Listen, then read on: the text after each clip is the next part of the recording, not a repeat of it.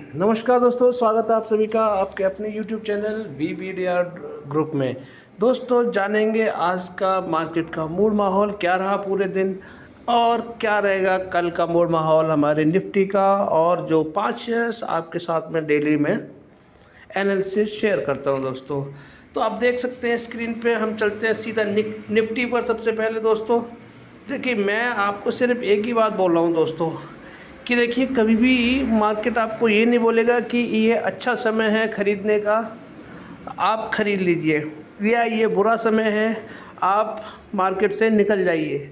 सिर्फ क्या होता है दोस्तों, जो जो सेंटिमेंट्स होते हैं उन्हें देखना पड़ता है उनको, और जो मार्केट में, जो देश में, दुनिया में चल रहा है उसी को देखकर अंदाज़ा लगाया जाता है कि मार्केट में क्या हो सकता है, क्या डेटा आजकल आ रहा है, सरकारें क्या डेटा पेश कर रही हैं। ये सब चीज़ें दिखाती हैं कि हमारा शेयर मार्केट कहाँ पर ट्रेड करेगा, कहाँ पर ये ट्रेड कर सकता है।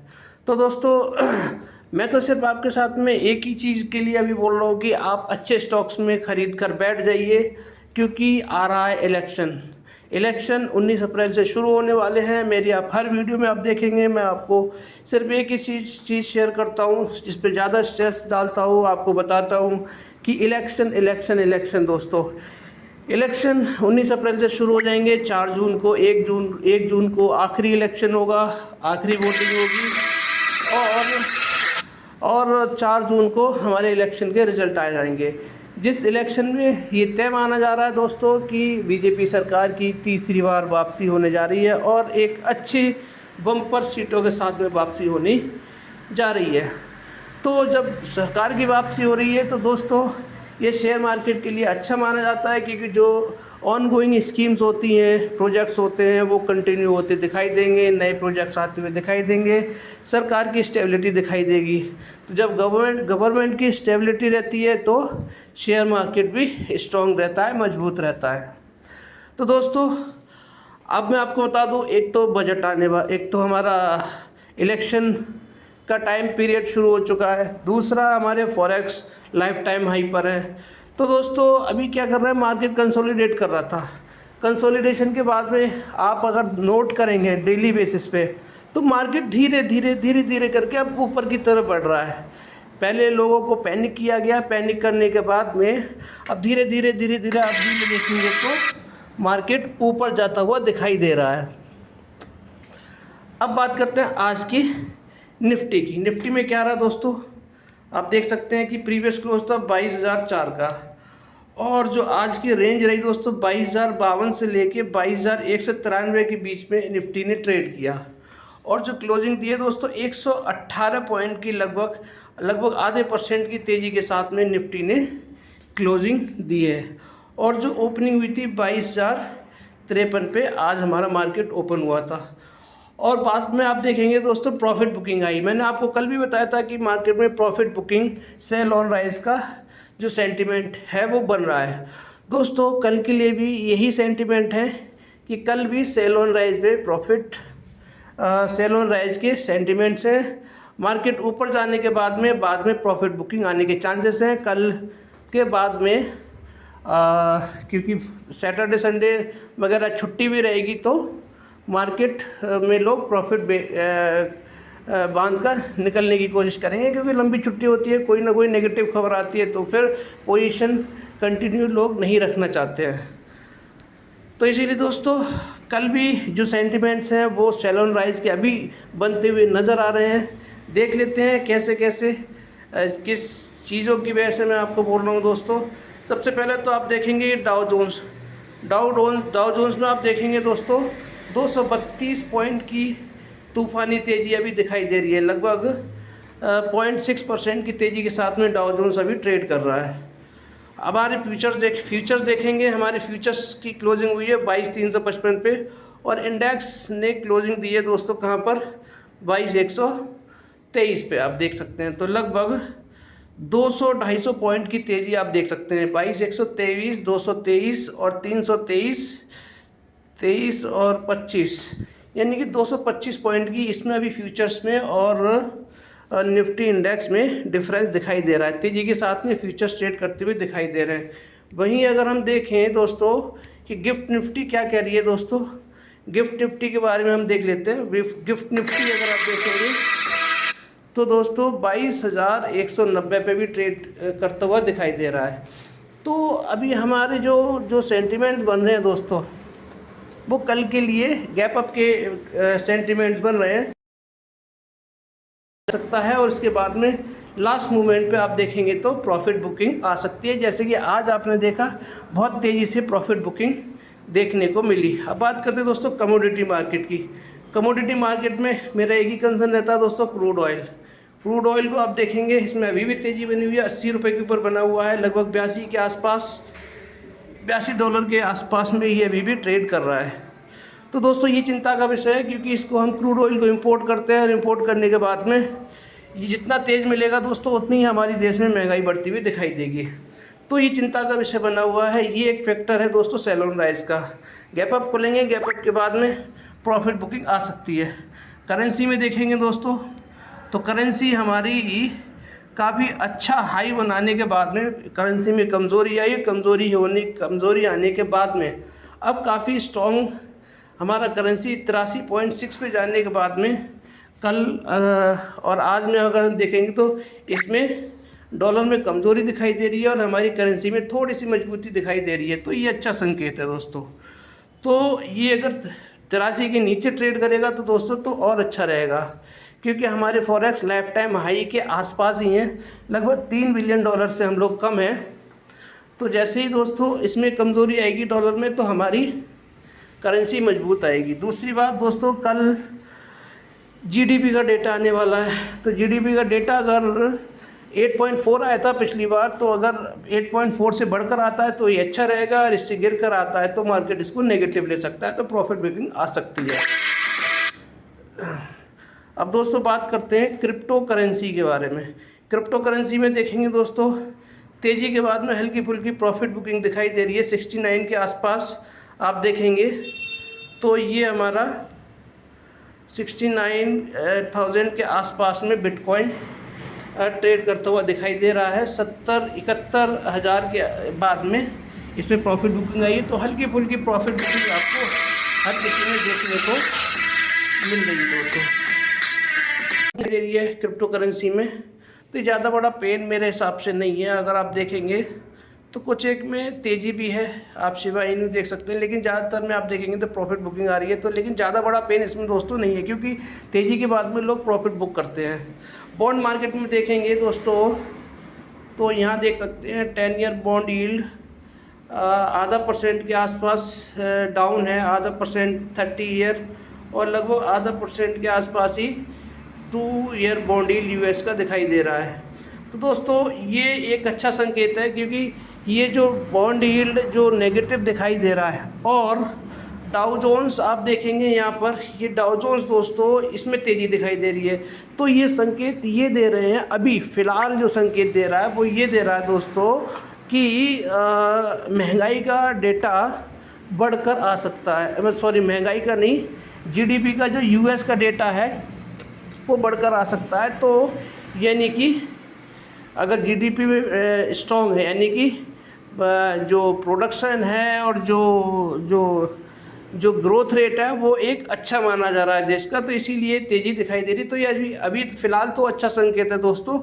बाकी देखते हैं रात को क्लोजिंग क्या देता है दोस्तों। अगर जीडीपी बढ़ के आती है तो मार्केट में तेज़ी दिखाई देने को मिल सकती है। कल हमारा भी जीडीपी का डेटा आ रहा है दोस्तों। जीडीपी का डेटा अगर बढ़ के आ जाता है, पहले ही मैंने आपको बता दिया है, तो मार्केट में तेज़ी आएगी। और जीडीपी का डेटा 8.4 के नीचे आता है तो प्रॉफिट बुकिंग भी आ सकती है दोस्तों। तो ये था कल का मूड माहौल जो कल रह सकता है दोस्तों। अब बात करते हैं दोस्तों किसकी, जो 5 शेयर आपके साथ में डेली एनालिसिस में आपके साथ में शेयर करता हूँ। सबसे पहले दोस्तों बात करते हैं टाटा पावर की। दोस्तों कल भी मैंने आपको बताया था कि टाटा पावर अभी आपको बहुत ही अच्छे प्राइस पे मिल रहा है दोस्तों, और ये कंसोलिडेट कर रहा है। कल भी मैंने बताया था 383-84 या 380 के ऊपर अभी मिल रहा है। 380 से लेके 395 के बीच में ये कंसोलिडेट कर रहा है। तो ये कंसोलिडेशन दोस्तों जितना लंबा रहेगा ये स्टॉक के लिए अच्छा है, और उतनी ही इसमें तेज़ी आएगी। कंसोलिडेशन मतलब एक प्राइस उसका स्टेबल हो रहा है और बेस बना रहा है। तो अभी दोस्तों ये बेस बना रहा है तेज़ी के बाद में, तो इसमें अब दो महीने बाद, 1 महीने बाद, यानी कि 1 महीना भी नहीं बचा दोस्तों, 19 अप्रैल से इलेक्शन है। तो जब सरकार का 4 जून को वापसी होगी तो इसमें तूफ़ानी तेज़ी आपको देखने को मिलेगी, क्योंकि सरकार का फोकस है किस पर? पावर सेक्टर पर। Power sector, space sector, railway sector और हमारा जो इंफ्रा सेक्टर है उस पर बहुत ज़्यादा फोकस है हमारी सरकार का। तो दोस्तों इसीलिए मैं आपको बोल रहा हूँ कि इन सेक्टर्स के शेयर अगर आप लेके बैठ जाते हैं, अच्छे शेयर इन सेक्टर्स के, तो इसमें आपको एक बहुत तगड़े रिटर्न देखने को अगले 2 महीने में आपको मिल सकते हैं। इसीलिए बाय सेल की कोई रिकमेंडेशन नहीं है, लेकिन दोस्तों सरकार का जो फोकस है जाहिर सी बात है उनमें, उन सेक्टर्स में तेज़ी देखने को मिलेगी। अगर हम बात करें, अगर आप देखेंगे तो इसमें अभी भी दोस्तों आफ्टर मार्केट ऑर्डर लगे हुए हैं। अब इसका चार्ट के बारे में देखते हैं दोस्तों, चार्ट क्या कह रहा है। चार्ट जो कह रहा है वो दोस्तों आपके सामने है, थोड़ा सा टाइम लगा रहा है। देखिए वही जो मैंने लाइन ड्रॉ की है, मैंने बिल्कुल चेंज नहीं किया है, एक ही आपके साथ में चार्ट शेयर कर रहा हूँ दोस्तों। यहीं पे कंसोलिडेशन चल रहा है, आप देखेंगे तो ये वाली जो लाइन है दोस्तों, यहीं पे कंसोलिडेशन लगभग ये कर रहा है 365 से लेके, यानी जो कंसोलिडेशन कर रहा है अभी वो कर रहा है कहाँ से? 382 या 383, 380 ले लीजिए, और 395 के बीच में ये कंसोलिडेशन कर रहा है। स्ट्रॉन्ग सपोर्ट इसका दोस्तों कहाँ पर है? आपका 365 पे। 365 पे जब तक बना हुआ है दोस्तों, तब तक कोई भी घबराने की इस स्टॉक में बात नहीं है। ये वाली लाइन देखिए, ये लाइन जो ड्रॉ करिए अभी यहीं पे ही दोस्तों ये ट्रेड कर रहा है लगभग। तो इसीलिए मैं आपको बोल रहा हूँ ये कंसोलिडेशन जोन में है, तो जितना ज़्यादा कंसोलिडेशन रहेगा, आप यहाँ देखिए, ये देखिए ये यहाँ पे कंसोलिडेशन चल रहा है, और अगर आप हल्का सा अगर आप लाइन भी ड्रॉ करते हैं तो ये देखिए ये इसी लाइन के ऊपर चल रहा है दोस्तों। तो इस लाइन के जब तक ऊपर है तो समझ जाइए कि ये ट्रेंड लाइन को फॉलो कर रहा है, ट्रेंड लाइन को फॉलो कर रहा है। तो ट्रेंड लाइन से यहाँ से अब संकेत क्या बन रहे हैं दोस्तों कि ये ऊपर की तरफ जाएगा, ऊपर की तरफ जाएगा। तो फिर इसमें फिर से ये जैसे ही दोस्तों 397 का लेवल को तोड़ेगा, इसमें फिर से तेज़ी आपको देखने को मिलेगी। तो इसीलिए दोस्तों ख़रीदारी करके जा सकते हैं। अडानी पावर से अभी भी बहुत सस्ता मिल रहा है, जबकि अडानी पावर से बहुत ही स्ट्रॉन्ग शेयर है। और दोस्तों बात करते हैं अब किसकी, मेरे फेवरेट शेयर किसकी, मिश्र धातु की। दोस्तों मिश्र धातु में आप देखेंगे प्रीवियस क्लोज था कितना, 361 का, और लो लगाया 362 का, और हाई लगाया इसने दोस्तों 382.90 का, और 362 पे ये ओपन हुआ था, और इसने क्लोजिंग दी है 11 रुपये 75 पैसे। इसमें दोस्तों अभी भी आप देखेंगे 3% की तेज़ी के साथ में इसने क्लोजिंग दी है, और लगभग 4, 4.5, 5% ये आज भागा था। तो मैं आपको सिर्फ ये बता रहा हूँ दोस्तों कि 400 का जो लेवल था इसका बहुत ही स्ट्रॉन्ग सपोर्ट था, और वहाँ वो ख़रीदारी वाला लेवल था, और अब तो ये उससे भी सस्ता मिल रहा है। तो दोस्तों अभी बहुत सस्ते रेट पे मिल रहा है। वीक 52 अगर आप देखेंगे लो इसका तो 172 रुपये ये देखिए, और 547 ये हाई है। तो आप देखिए 547 से अगर आप हाई से देखेंगे तो अभी आपको बहुत सस्ता मिल रहा है दोस्तों। तो इसीलिए मैं आपको बोल रहा हूँ कि ये स्पेस का स्टॉक है, इसरो को मेटल सप्लाई करता है, तो मोनोपोली है दोस्तों इसकी। इसीलिए मैं आपको बोल रहा हूँ कि दोस्तों ख़रीदारी करके जाना चाहिए इस स्टॉक में अपनी लाइफ टाइम हाई से, और वीक 52 हाई से बहुत ही सस्ता स्टॉक आपको अभी देखने को मिल रहा है। और जो कंसोलिडेशन चल रहा था दोस्तों 360, पहले 350 से 360 के बीच में, और 360 से लेके 370 के बीच में जो कंसोलिडेशन चल रहा था, अब दोस्तों ये जो कंसोलिडेशन है 370 से लेके 380 के बीच में कंसोलिडेशन है दोस्तों। अब जो यहाँ से नेक्स्ट लेवल हो सकता है दोस्तों 300, जैसे ही 383 के ऊपर ही ट्रेड करना शुरू करेगा, फिर आपको ये दोस्तों दिखाई देगा जाता हुआ कहाँ पर, 402 या फिर 395 के आसपास। तो इसीलिए मैं आपको बोल रहा हूँ कि कंसोलिडेशन काफ़ी टाइम हो गया। अब दोस्तों ये जैसे इसमें वॉल्यूम तेज ज़्यादा वॉल्यूम बढ़ेंगे वैसे ही ये दोस्तों ऊपर की तरफ भागने की कोशिश करेगा। और जब ये स्टॉक भागता है दोस्तों तो बहुत ही तेज़ी के साथ में भागता है, 4%, 5%, 7%, 8%, 12%। तो ये इसका ट्रेंड है दोस्तों। ये देखिए इसी 400 के लेवल पे देखिए, और 400 के लेवल के पास में अभी 400 के आसपास जाता हुआ दिखाई दे रहा है। इसके चार्ट के बारे में हम देख लेते हैं। चार्ट इसका दोस्तों क्या बोल रहा है, ये देखिए अभी ये काफ़ी टाइम से यहाँ देखिए ये जो लेवल है दोस्तों यहाँ पर ये कंसोलिडेट ही कर रहा है। कई दिनों से यहाँ पर कंसोलिडेट इस रेंज में फंसा हुआ है और अभी ये रेंज को इसको तोड़ने की कोशिश कर रहा है। जैसे ही इस रेंज से ऊपर आके इस वाले लेवल पे जाएगा दोस्तों, कहाँ पर, ये वाली जो लाइन खिंची हुई है इस लाइन के ऊपर जैसे ही ट्रेड करना जाएगा तब इसमें आएगी दोस्तों तूफानी तेजी। ये जो आप जो बिल्डिंगें देख रहे हैं, ये वाली बिल्डिंग, ये देख रहे हैं आप, ये इसी लेवल के ऊपर जाने के बाद में आई है। देखिए यहाँ देखिए, यहाँ देखिए, ये लेवल जो आया है दोस्तों इसी लेवल से तेजी पकड़ी है इसने। तो 400 के ऊपर जैसे ही आता है, ख़रीदारी तो अभी भी की जा सकती है इसमें, लेकिन 400 के ऊपर आते ही दोस्तों ये लपक लेने वाला स्टॉक है। इसीलिए मैं आपको बोल रहा हूँ कि स्टॉक बहुत अच्छा है, बहुत स्ट्रॉन्ग है, ख़रीदारी करके जा सकते हैं। बाय सेल की कोई रिकमेंडेशन नहीं है, लेकिन स्टॉक बहुत अच्छा है। अब दोस्तों बात करते हैं किसकी, आरबीएल बैंक की। दोस्तों आरबीएल आपको फिर ख़रीदने वाले प्राइस पे दिखाई दे रहा है। ये कंसोलिडेशन जोन में चल रहा है। जितने भी स्टॉक मैं आपके साथ में शेयर कर रहा हूँ दोस्तों, ये आपको पका रहे हैं, लेकिन आपको बार बार ख़रीदने का मौका भी दे रहे हैं। आप ये देखेंगे तो ये एक लेवल के बाद में नीचे नहीं जा रहे हैं, ऊपर की ही तरफ धीरे धीरे करके शिफ्ट हो रहे हैं। तो धीरे धीरे करके शिफ्ट हो रहे हैं तो फिर वो बाइंग रेंज से बाहर जाते हुए दिखाई दे रहे हैं। तो अगर अभी बाइंग का मौका है, अगर अभी नहीं ख़रीदा और 19 अप्रैल से इलेक्शन शुरू हो जाएंगे तो मार्केट में तो तेज़ी आनी है।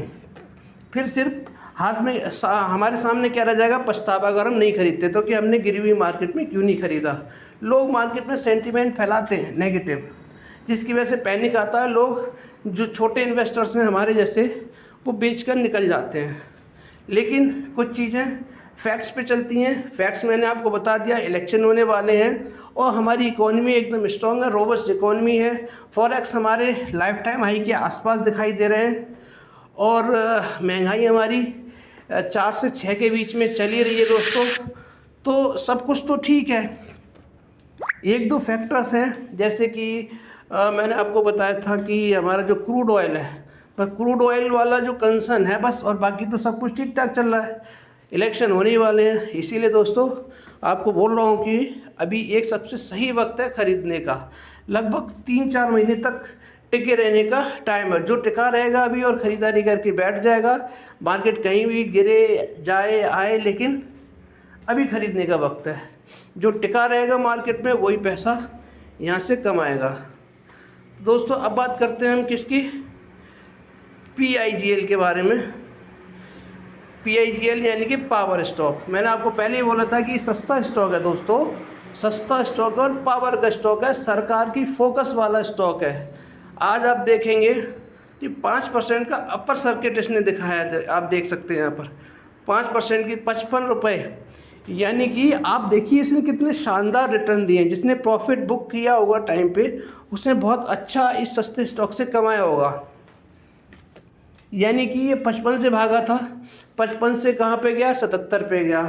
77 के बाद में दोस्तों फिर वापस आया, ये आया 57 पे। 57 के बाद दोस्तों ये गया कहाँ पर, 84 पे, और 84 से फिर वापस आया 55 पे, और 55 पे आने के बाद में अगर आप देखेंगे तो कहाँ पर है ये, 64 रुपये। पिछले 4-5 ट्रेडिंग सेशन से देखेंगे तो ये 55 के बाद में 64 पे आ गया। यानी कि 1000 शेयर अगर आप लेते 55,000 में तो आपको कितना रिटर्न देता दोस्तों, 5-4-9,000 रुपये।